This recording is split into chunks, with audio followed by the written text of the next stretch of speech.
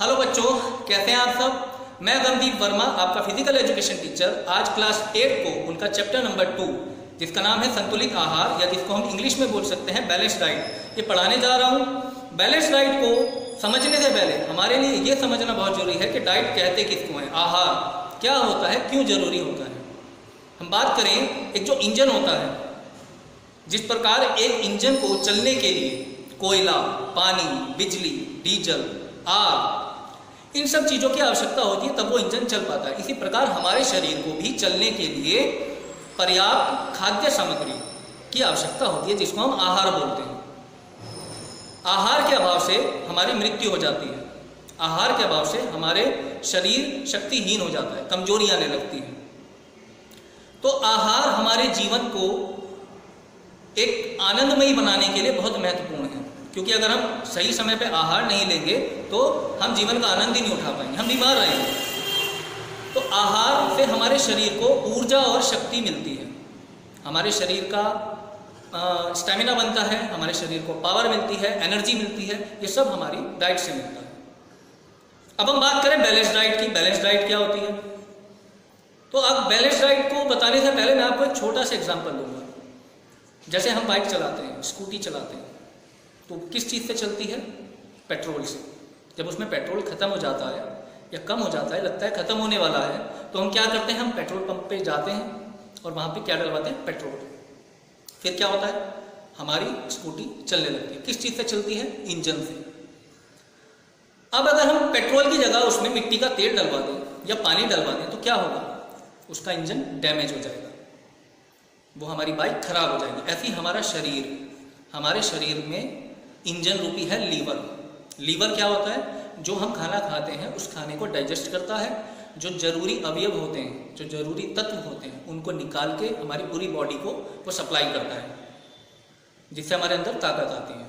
और जो बेकार चीज़ें होती हैं वो मल के माध्यम से बाहर निकल जाती हैं। तो बैलेंस डाइट की बात करें, संतुलित आहार में 6 मुख्य पोषक तत्व होते हैं। किन 6 पोषक तत्वों से मिलकर बनता है? Number 1 protein, number 2 carbohydrate, number 3 वसा, नंबर 4 विटामिन, नंबर 5 खनिज लवण और नंबर 6 जल।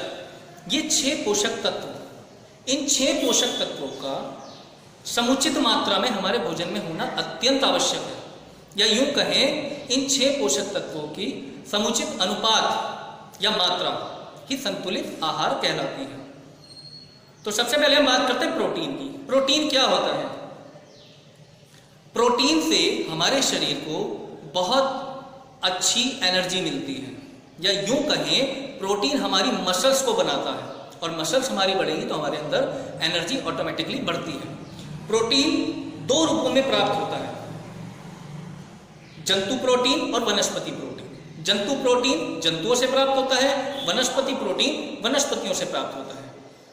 किन किन चीजों में प्रोटीन मिलता है? सबसे अधिक अगर हम बात करें, सबसे अधिक प्रोटीन मिलता है दालों में। हम जो दाल खाते हैं, उन दाल में हम दाल को अवॉइड नहीं करना चाहिए। दालें खाने से हमारे शरीर को प्रोटीन की भरपूर मात्रा मिलती है। दाल के अलावा दूध, मक्खन, अंडा, पनीर, मछली, हरी सब्जियां, ड्राई फ्रूट्स और गेहूं, इन सब में प्रोटीन की उचित मात्रा होती है और हमें उचित मात्रा में इनसे प्रोटीन प्राप्त होता है। प्रोटीन की कमी से क्या होता है? प्रोटीन की कमी से शरीर की वृद्धि रुक जाती है, इसकी कमी से मेरेस्मस रोग हो जाता है, यकृत बढ़ जाता है तथा उस पर सूजन आ जाती है, शरीर कमजोर हो जाता है और अनेक रोग हो जाते हैं। बालकों में सूखा रोग भी प्रोटीन की कमी से ही होता है। शरीर में हीमोग्लोबिन की मात्रा कम हो जाती है तथा रोग प्रतिरोधक क्षमता क्षीण हो जाती है। अधिकता से क्या होता है? अति हर चीज की बुरी होती है। अगर हम प्रोटीन की अधिकता करते हैं अपने जीवन में तो क्या होगा? प्रोटीन की अधिकता से पाचन संबंधित रोग होते हैं। प्रोटीन की अधिकता तामसिक प्रवृत्तियों को उत्तेजित करती है तथा बुरी आदतें पड़ती हैं। प्रोटीन की अधिकता से जिगर व गुर्दे को अधिक परिश्रम करना पड़ता है, जिससे वे शीघ्र ही दुर्बल हो जाते हैं। अब बात करें कार्बोहाइड्रेट्स की। कार्बोहाइड्रेट क्या होता है? कार्बोहाइड्रेट शारीरिक गतिविधियों में ऊर्जा का मुख्य स्रोत है। यह शरीर को अत्यधिक तीव्रता से शक्ति प्रदान करते हैं। यानी कार्बोहाइड्रेट अगर हम लेते हैं तो उससे हमारे शरीर को बहुत तेजी से एनर्जी मिलती है। इसकी कमी से क्या होता है? इसकी कमी से शरीर को पर्याप्त ऊर्जा नहीं मिलती तथा इसकी कमी से शरीर कुपोषण का शिकार हो जाता है तथा शरीर का वजन घटने लगता है। पाचन शक्ति कमजोर हो जाती है और थकान होने लगती है। इसकी कमी से शरीर को ऊर्जा नहीं मिलने के कारण शरीर दुर्बल हो जाता है। अधिकता से क्या होता है? कार्बोहाइड्रेट की अधिकता से शरीर मोटा होने लगता है, अर्थात शरीर का वजन तो बढ़ने ही लगता है, साथ ही ग्लाइकोजन के रूप में यकृत व मांसपेशियों में एकत्र हो जाता है। प्राप्ति के स्रोत कार्बोहाइड्रेट हमें किन किन चीज़ों में मिलता है? ये चावल, गेहूं, खजूर, मक्का, जौ, आलू, शहद, मक्खन, शकरकंद, खजूर, अंगूर, किशमिश आदि से हमें कार्बोहाइड्रेट की प्राप्ति होती है। तीसरी बात करें हम तीसरे तत्व की, तो तीसरा तत्व है वसा यानी फैट। शरीर की आवश्यकता शरीर की को ऊष्मा तथा ऊर्जा प्रदान करने के लिए होती है। वसा की अगर हमें नीड है तो क्यों होती है? क्योंकि इससे हमारे शरीर को गर्मी यानी ऊष्मा और ऊर्जा मिलती है। इसकी प्राप्ति के स्रोत क्या हैं?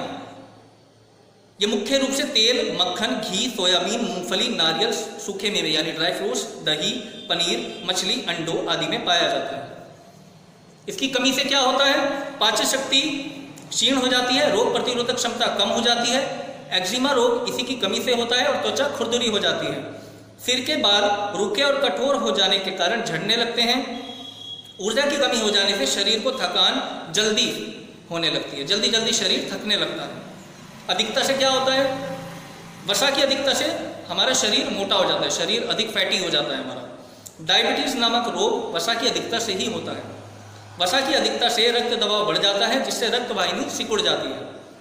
हृदय रोग की संभावना भी बढ़ जाती है। इसके बाद बात करें खनिज लवण। शरीर की रक्षा खनिज लवण के द्वारा ही होती है, इसीलिए भोजन के आवश्यक तत्वों में खनिज लवण की महत्वपूर्ण भूमिका है। मानव शरीर को लगभग 16 खनिज लवणों की आवश्यकता होती है, जिनमें से कुछ प्रमुख हैं। कौन कौन से हैं? लोहा, कैल्शियम, पोटेशियम, आयोडीन, फास्फोरस, तांबा, क्लोराइड, मैग्नीशियम आदि। इसकी प्राप्ति के स्रोत क्या हैं? दूध, हरी सब्जियां, अंडा, मांस, मछली, छिलकेदार अनाज, गुड़, सूखे मेवे, अमरूद, समुद्री भोजन, पनीर, दही, सोयाबीन आदि ये इसकी प्राप्ति के स्रोत हैं। आपने एक चीज नोटिस की, अब तक जितने पोषक तत्व है सब में प्राप्ति के स्रोत में दूध का नाम जरूर है। इसलिए कहा जाता है कि दूध अपने आप में एक संपूर्ण आहार है और हमको दूध जरूर पीना चाहिए। लेकिन आजकल के जो ये बच्चे हैं छोटे छोटे, ये दूध को अवॉइड करते हैं, जबकि दूध हमारे लिए बहुत जरूरी है। एक तरह से दूध एक संपूर्ण आहार कहा जाता है। इसकी कमी से क्या होता है? शरीर में आयरन की कमी से हीमोग्लोबिन की मात्रा कम हो जाती है तथा एनीमिया नामक रोग हो जाता है। कैल्शियम की कमी से बच्चों में अस्थि विकृति नामक रोग आ जाता है, यानी अस्थियों का जो ढांचा है वो ठीक से नहीं डेवलप हो पाता, ठीक से नहीं उसकी ग्रोथ हो पाती और अस्थियां हमारी टेढ़ी मेढ़ी हो जाती हैं या उनकी शेप गड़बड़ हो जाती है। कैल्शियम की कमी से चर्म रोग हो जाता है तथा शरीर कमजोर हो जाने से दमा रोग भी हो जाता है। पोटेशियम की कमी से शरीर की मांसपेशियां शिथिल हो जाती हैं और शरीर सुस्त होने लगता है तथा हृदय की सामान्य गति पर प्रभाव पड़ता है। इसकी अधिकता से क्या प्रभाव होता है? अगर खनिज लवण की हम अधिकता कर दें तो उससे क्या होगा? कैल्शियम की अधिकता से शरीर का रक्तचाप बढ़ जाता है, गुर्दे में पथरी बनने की संभावना हो जाती है। इसकी अधिकता से जी मिचलाने लगता है तथा उल्टियां होने लगती हैं। पोटेशियम की अधिकता से व्यक्ति उच्च रक्तचाप यानी हाई बीपी का शिकार हो जाता है। इसके बाद नेक्स्ट आता है विटामिन्स। विटामिन्स भी हमारे जीवन के लिए बहुत जरूरी हैं और संतुलित आहार के एक बहुत ही महत्वपूर्ण पोषक तत्वों में से एक है। शरीर की वृद्धि, रोगों से बचाने, भोजन को पचाने की दृष्टि से विटामिन शरीर के लिए आवश्यक हैं। विटामिन भोजन के उन अनिवार्य तत्वों को कहा जाता है जो सामान्य रूप से शरीर के निर्माण तथा पोषण में विशेष सहायक तो नहीं होते, परंतु शरीर के स्वास्थ्य तथा समुचित संचालन की दृष्टि से ये महत्वपूर्ण भूमिका का निर्वहन करते हैं। इसलिए इनको जीवनदायिनी शक्ति की संज्ञा भी दी गई है। कुछ विद्वानों ने इन्हें सुरक्षात्मक तत्व भी कहा है। शरीर को वैसे तो लगभग 13 विटामिनों की आवश्यकता होती है, जिनमें से कुछ प्रमुख विटामिन का विवरण निम्न प्रकार है। विटामिन के विवरण दिए हैं और इसमें है विटामिन जो प्रमुख हैं, vitamin A, B, C, D, E, के।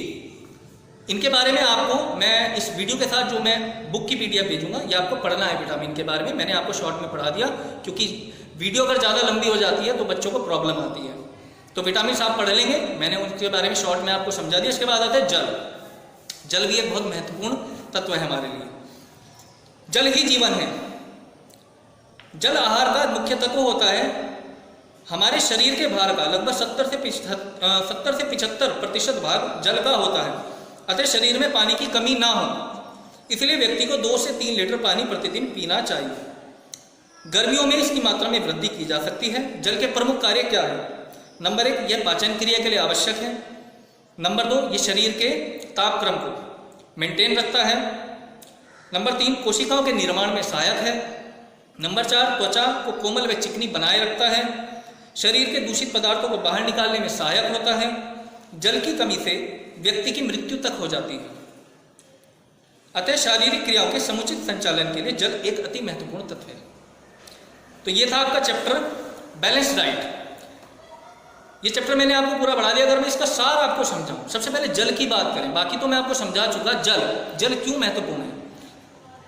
हम रात को जब सो जाते हैं तो जो रात को खाना खाते हैं, हमारे अंदर एक तो ये आदत नहीं रही कि रात को खाने के बाद वॉक की जाए। हम खाना खाए सो गए, वो खाना पूरी रात हमारे लीवर में पड़ा रहता है और सुबह जब हम उठते हैं तो वो खाना हमें, जब हम फ्रेश होने जाते हैं या शौच के लिए जाते हैं तो वो खाना हमारा ठीक से मल के रूप में बाहर नहीं निकल पाता और हमें प्रॉब्लम होती है। तो बहुतों को कब्ज की प्रॉब्लम हो जाती है।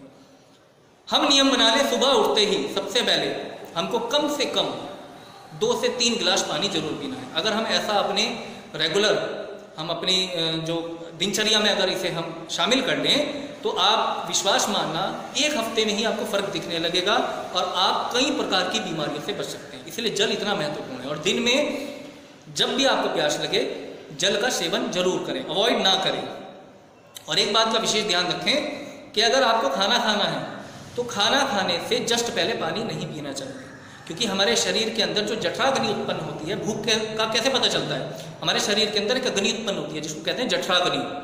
अगर हम पानी पी लेते हैं तो वो जठराग्नि शांत हो जाती है और शांत हो जाने से फिर हमारी भूख शांत हो जाती है, फिर हम ढंग से खाना नहीं खा पाते। या कुछ क्या करते हैं, खाना खाते ही एकदम 1 गिलास पी के 1 गिलास भर के पानी पी लेते हैं, वो भी गलत है। वो खाना फिर पचता नहीं है, वो खाना सड़ता है। खाने के तुरंत बाद पानी ना पिए। ज़्यादा आपको लग रहा है गला सूख रहा है, खाना गले में अटक रहा है, तो आप 1-2 घूंट थोड़ा सा पानी पी सकते हैं। लेकिन खाना खाने के जस्ट बाद हम 1 गिलास भर के पानी पी जाते हैं, उससे हम अपने अंदर के खाने को सड़ाते हैं, पचाते नहीं हैं। तो जल हमारे लिए बहुत महत्वपूर्ण है। मैंने आपको स्टार्टिंग में बताया था कि जिस तरह एक बाइक को पेट्रोल की नीड होती है, हम उसमें डीजल नहीं डाल सकते, हम उसमें पानी नहीं डाल सकते, हम उसमें मिट्टी का तेल नहीं डाल सकते। ऐसे ही हमारे शरीर को जब नीड होती है इन 6 पोषक तत्वों की, तब हम अपने शरीर को ये 6 पोषक तत्व ना देके उल्टा सीधा बाहर का जो खाना पीना होता है वो देते हैं। हमारे शरीर को जो ये 6 पोषक तत्व हैं, प्रोटीन, कार्बोहाइड्रेट, खनिज लवण, वसा, विटामिन और जल, इनकी संतुलित मात्रा चाहिए होती है। हम प्रैक्टिस करके आए, हम थक रहे हैं, पसीना आ रहे हैं, हम बहुत थकान में हैं और हमने जाके हमारे शरीर को उस टाइम कार्बोहाइड्रेट चाहिए, प्रोटीन चाहिए, विटामिन चाहिए, और हम क्या लेते हैं? हम खाते हैं पिज़्ज़ा, बर्गर, डोसा, मोमोज और सबसे ज़्यादा चाउमीन। तो इन चीज़ों से क्या होता है? हमारा लीवर धीरे धीरे डैमेज होने लगता है और हमारे शरीर में आने वाले टाइम में धीरे धीरे फिर बीमारियां बढ़ने लगती हैं। तो मेरा ये मानना है, इस फिजिकल एजुकेशन बुक का ये मानना है कि हमको अपने भोजन में इन सब पोषक तत्वों की मात्रा संतुलित रखनी चाहिए। हम फास्ट फूड की तरफ ज़्यादा ना भागें। आजकल के बच्चे इतना ज़्यादा फास्ट फूड की तरफ अट्रैक्ट हैं, चाउमीन मोमोज के तो दीवाने हैं, उसके पीछे भागते हैं, घर की रोटी को अवॉइड करते हैं। लेकिन इससे हमारा शरीर खराब ही हो रहा है। या तो बच्चा बहुत ज़्यादा कमज़ोर हो जा रहा है या बहुत ज़्यादा फैटी हो जाता है, फिट नहीं होता। मैं ये नहीं कहता आप इन चीज़ों का बिल्कुल त्याग कर दें, मरीजों वाली ज़िंदगी जिए, ऐसा नहीं कहता। ठीक है, 15 दिन में, महीने भर में 1 आधी बार खा लिया, लेकिन हम रेगुलर हमें प्रॉपर बैलेंस डाइट लेनी चाहिए। ये चैप्टर आपका कंप्लीट हो गया। इस चैप्टर में जो बहुविकल्पी और खाली स्थान है वो मैंने मार्क कर दिए हैं, फिलअप भी भर दिए हैं, और अति लघु और लघु और दीर्घ ये सब मैंने नोट्स बनाए हैं। और इस वीडियो के साथ, इस वीडियो को देखने के बाद ग्रुप में से आपको वो PDF फाइल डाउनलोड करनी है जिसमें मैंने इस बुक के पूरे चैप्टर की पिक्स क्लिक करके और जो नोट्स बनाए हैं अपने उनकी पिक्स को क्लिक करके एक PDF बनाई है। उस PDF को डाउनलोड करें, चैप्टर का नाम डालें कॉपी में, चैप्टर नंबर 2.2 संतुलित आहार, और उसके बाद एक खाली स्थान और बहुविकल्पी है, ये तो आपको करने हैं अपनी किताब में से ही, और बाकी के क्वेश्चन आंसर ये आपको उस नोट्स में से करनी है। कोई भी समस्या आती है आप मुझे मैसेज करिए, आप मुझे कॉल करिए, आप किसी भी टाइम मुझसे कांटेक्ट कर सकते हैं। आप बस अपना समय से काम पूरा रखिए। इससे पहले जो मैंने चैप्टर कराए हैं वो सबके पूरे होने चाहिए। अब नेक्स्ट टर्न पे आपका नेक्स्ट चैप्टर होगा चैप्टर नंबर 2.3 शरीर के तंत्र। मैं आपको उसके बारे में समझाऊंगा, उसका काम भेजूंगा। Thank you.